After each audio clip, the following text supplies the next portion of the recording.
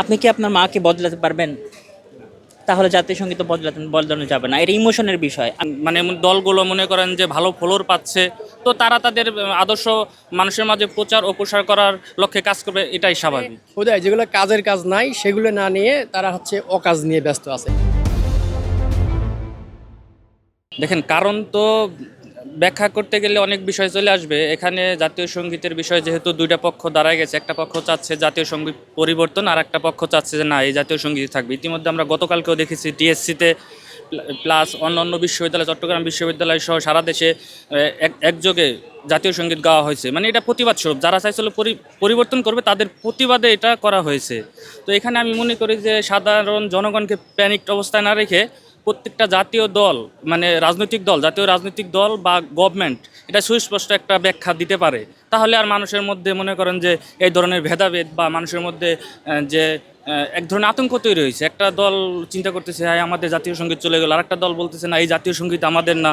এটা আসলে মানে এই ধরনের প্যানিকটের মধ্যে মানুষকে রাখা উচিত না। এটা গভর্নমেন্ট অথবা বিভিন্ন রাজনৈতিক দলগুলো এটা সুস্পষ্ট ব্যাখ্যা দিলে এটা থেকে মানুষ পরিত্রাণ পাবে বলে আমি মনে করি। রাজনৈতিক দলগুলো, প্রত্যেকটা রাজনৈতিক দলের নিজস্ব একটা আদর্শ থাকে, ঠিক আছে? তো রাজনৈতিক পট পরিবর্তন হলে প্রত্যেক রাজনৈতিক দলই কিন্তু চায় যে তার আদর্শটা বাস্তবায়ন হোক, তার আদর্শটা প্রচার হোক, প্রসার হোক, মানুষের মাঝে তার আদর্শটা ধারণ করা হোক।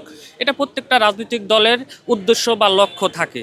তো ওই হিসেব করে একটা রাজনৈতিক পট পরিবর্তন হয়েছে। এখন যারা মানে রাজনীতিতে সুসময় যাচ্ছে, তাদের যারা রাজনীতি মানে দলগুলো মনে করেন যে ভালো ফলোর পাচ্ছে, তো তারা তাদের আদর্শ মানুষের মাঝে প্রচার ও প্রসার করার লক্ষ্যে কাজ করবে, এটাই স্বাভাবিক। আচ্ছা, আমি মনে করি জাতীয় সঙ্গীতের যে ব্যাপারটা, মানুষ যে ভাবতেছে যে হিন্দু বা এই কারণে হয়তো এটা না। প্রথমত যেটা হয় যে এটা যে লিখছে তিনি বাংলাদেশি নন, এটা হলো এক নাম্বার।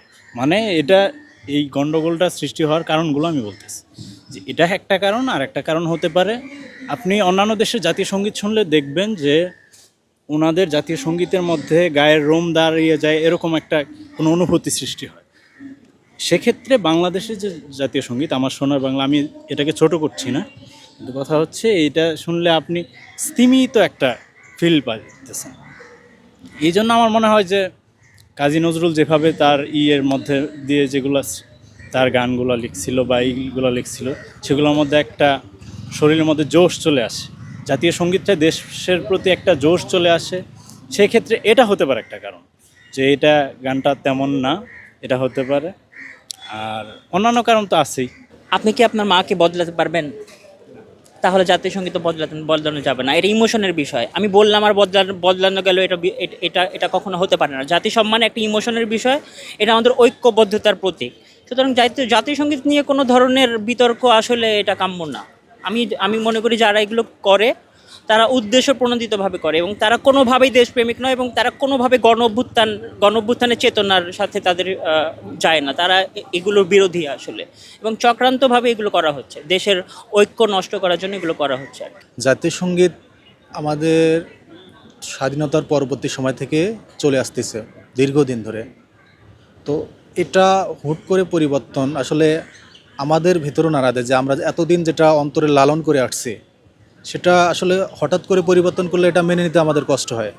ঠিক আছে, কারণ এটা জাতীয় সঙ্গীত একটা অন্তরের বিষয়, একটা দেশের ভালোবাসার বিষয়, যেটা প্রত্যেক দেশপ্রেমিক মানুষ একটা জাতীয় সঙ্গীত মানে নিজের ভেতরে লালন করে। ঠিক আছে, তো এই জিনিসটা হুট করে পরিবর্তন করলে আসলে সবারই খারাপ লাগে। তো এটা মেনে নিতে চাবে না, কেউ যাবে না, সহজেই চাবে না। তো একদল লোক বা যারা বা এটা চাচ্ছে, তারা হয়তো আগে থেকেই এটা আসলে একটা দেশপ্রেমের বিষয় জাতীয় সঙ্গীত। এখন সেটা যে যে কোনো দেশেরই হোক।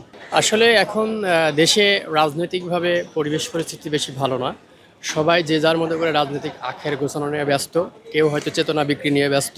ঠিক আছে, এক একজন এক একভাবে চেষ্টা করতেছে যে তাদের দলীয় সিস্টেমটাকে ভারী করার জন্য। কেউ মনে করেন যে জাতীয় সঙ্গীতের বিরুদ্ধে, কেউ আবার পক্ষে আছে।